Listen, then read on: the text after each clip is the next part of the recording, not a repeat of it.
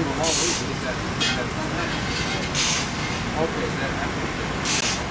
on that.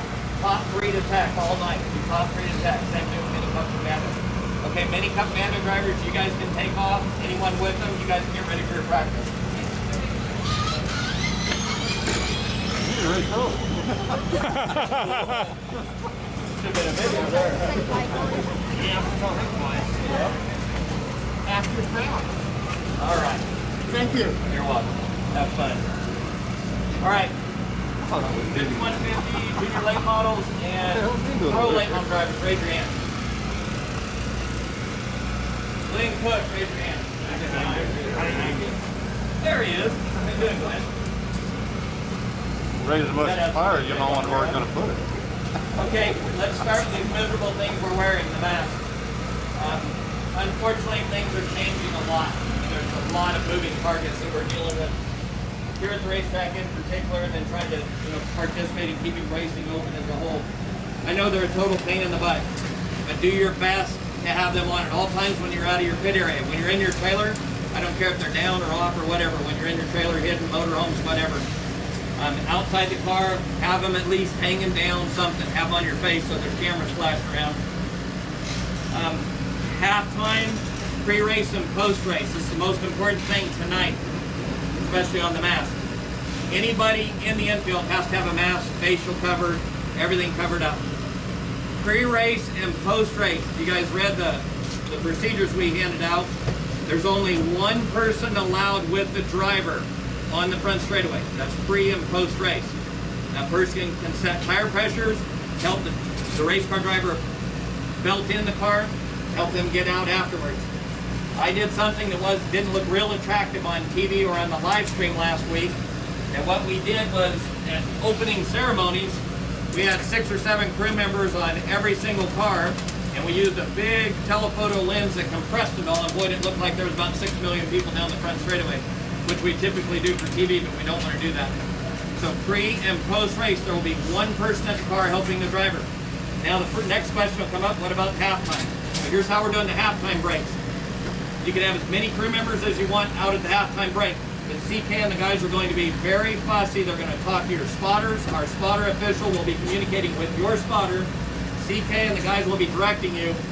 The first group will come all the way. If you're the leader, you're going to go clear down into turn 1. Second place, and that car is going to be on the bottom. Second place car is going to be clear up the racetrack, staggered. Third place car, and so on. And we're going to go all the way down to turn 4.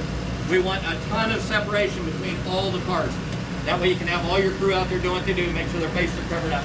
Okay, so any questions on that? All right, in the pits, we've worked really hard with the RVs. I want to touch on this. Obviously, it's way different than we're usually ever able to do with the insurance.